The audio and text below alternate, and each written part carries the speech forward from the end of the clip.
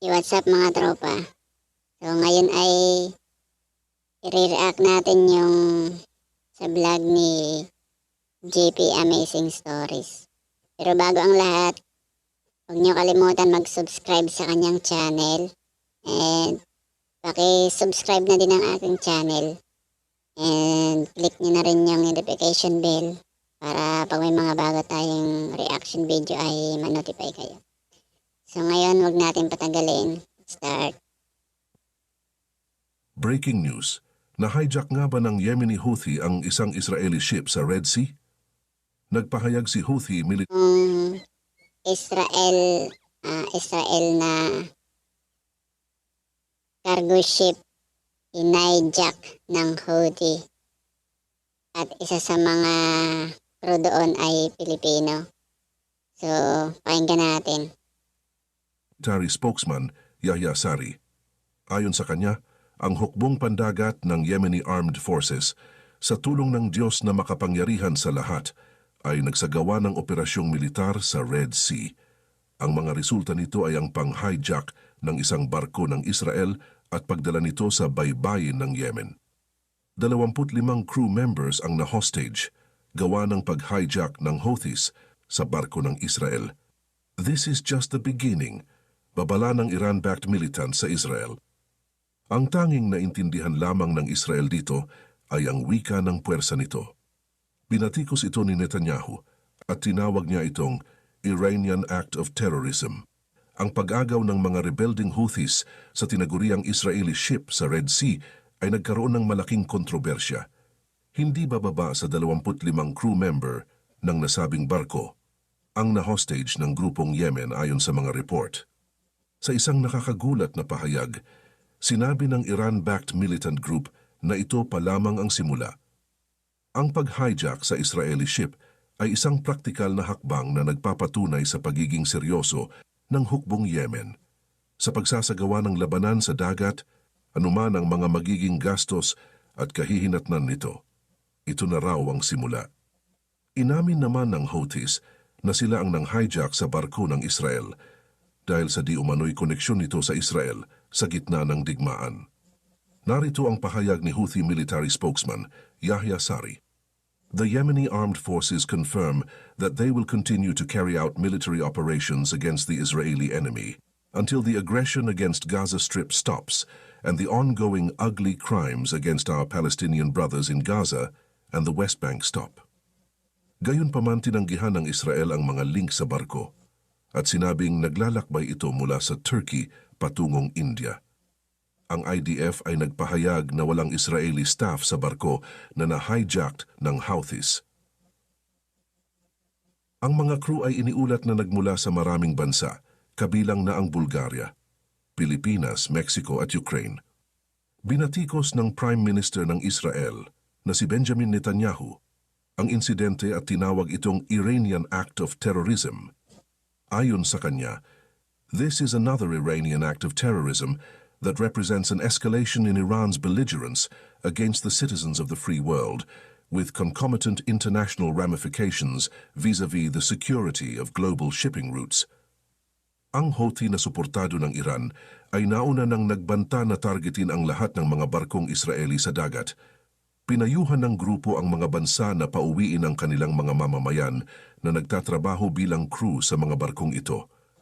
Nangako ang mga Houthi ng Yemen na ipagpapatuloy ang pag-atake hanggang sa ihinto ng Israel ang pambobomba sa Gaza. Ang mga rebelding Houthi ay naglunsad ng ilang aerial attacks laban sa Israel mula noong October 7. Ang Iran ay isa sa mga punong tagapagtaguyod ng Hamas, gayon din ng iba pang grupong anti-Israel, tulad ng Hezbollah. Ang hakbang na ito ay nagpapataas ng pangamba na ang digmaang Israel-Hamas ay maaring tumagal o lumawak sa natitirang bahagi ng Middle East. Kwentuhan muna tayo. Kilala niyo ba ang pinaka-sikat at magaling na spy agent ng Israel? Ano ang kaniyang mga ginawa at paano siya nahuli ng kalaban ng Israel? Pakinggan natin. Si Kamal Amin Thabet ang isa sa maituturing na pinakatanyag na bayani ng bansang Israel. Subalit, alam ba ninyo kung ano ang kaniyang pangalan? Iyon ay walang iba kung hindi Eli Cohen na isa sa pinakadakilang espiya ng Israel. Ano nga ba ang istorya ng nakamamanghang Israeli na ito? At paano niya nagawang i-infiltrate ang mga matatas na opisyal ng gobyerno ng Syria? Sa loob lang ng 3 taon bago siya patawan ng parusa noong 1965, paano niya napagtagumpayang makuha ang simpatya ng kanilang kalabang bansa at magawang isiwalat sa Israel ang lihim ng gobyerno niyon? Hindi natin lubusang matatalakay ang kwento ni Eli Cohen kung hindi natin binabanggit at isinasalaysay ang patungkol sa Mossad, ang tanyag at isa sa pinakamagaling na ahensya ng pang-espiya hindi lang sa Israel kung hindi maging sa buong mundo. Itinatag noong December 13, 1949 ang ahensya ng Mossad at magmula noon ang agents nito ay nasangkot na sa sari-saring pangangalap ng mga klasipikadong impormasyon at maging sa mga gawaing pagkontra sa mga terorismong nagaganap sa Israel.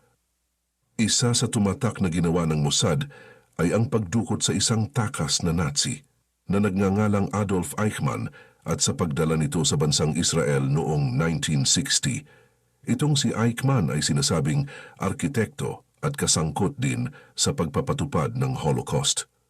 Sa katunayan nga, siya pa ang tinaguri ang Holocaust's final solution.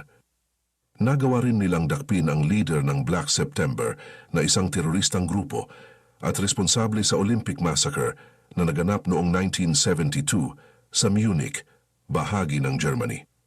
Nagpatupad din ng daan-daang operasyon ang Mossad sa Israel at maging sa iba't ibang panig ng mundo, ngunit ito ay hindi ganong Sa mga ginagawa lang ng Houthi sa panghaharas nito sa mga barko ng Israel at yung Iran sa pakikialam nito, pinapatagal lang nila yung tensyon ng dalawang bansa. Para sa akin, tatagal pa itong giyera na to. yag sa publiko sa kung anumang kadahilanan. Kadalasan sa mga intelligence agency ay may mga lihim at hindi na inihahayag na mga kadakilaan at mahuhusay na mga agent. Ngunit, masasabing mas iba sa kanila at mas angat si Eli Cohen na namayagpag at naging kilala mula pa noong mga nasa 1960. Ngunit, sino nga ba itong si Eli Cohen? Siya ay masasabing karaniwang lalaki lamang na nasa 30 taong gulang nang naging isa sa pinakaimportanteng asset at bahagi ng Mossad. Hayaan ninyo ako na simulan ng pagsasalaysay patungkol sa buhay niya.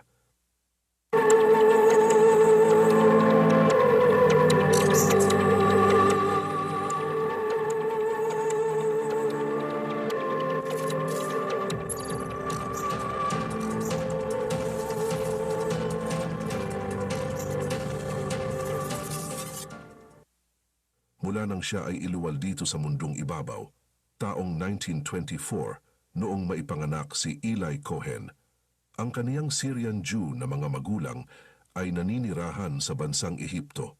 Nang mga panahong iyon, ang kanilang tirahan ay naging sentro ng impluensya ng mga Zionist at maging ng mga Hudyo. Ngunit noong itatag ang Estado ng Israel noong 1948, agad silang lumipat sa nasabing bansa, pero nagpaiwan sa Ehipto si Eli at ipinagpatuloy ang kaniyang pag-aaral ng engineering. Ginawa rin niya iyon para makasali pa rin siya sa mga gawain ng mga Jewish at Zionist na naroroon. Ngunit sa kalagitnaan ng 1956, ang umiigting na antisemitikong kapaligiran sa Egypt ay lalong nagpahirap sa pamumuhay ng mga Hudyo roon.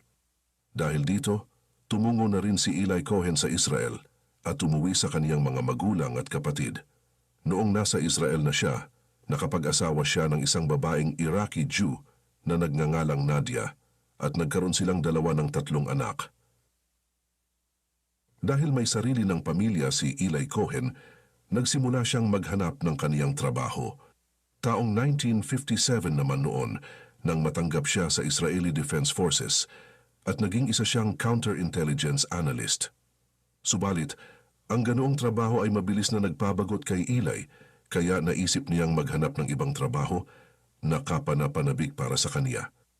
Sinubukan niyang mamasukan sa Mossad ngunit tinanggihan siya dahil nabatid nila na hindi maingat si Eli, kung saan ito ang isa sa pinakaimportanteng salik ng naturang ahensya upang hindi mapahamak ang mga agent.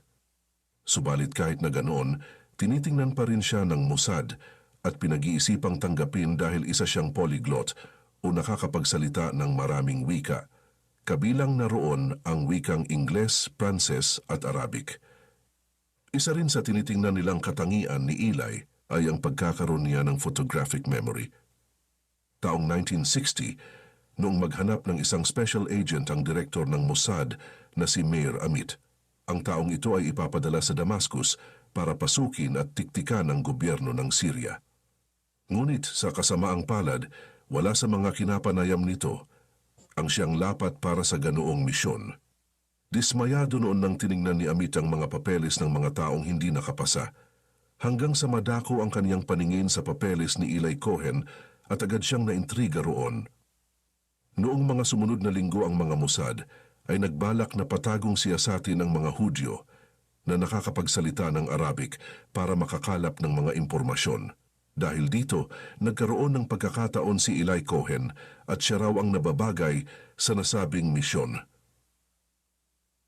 Ipinatawag ng Mossad si Eli na noong mga panahong iyon ay halos hindi makapaniwala sa oportunidad na nakalaan para sa kanya, ang makapagtrabaho sa Mossad.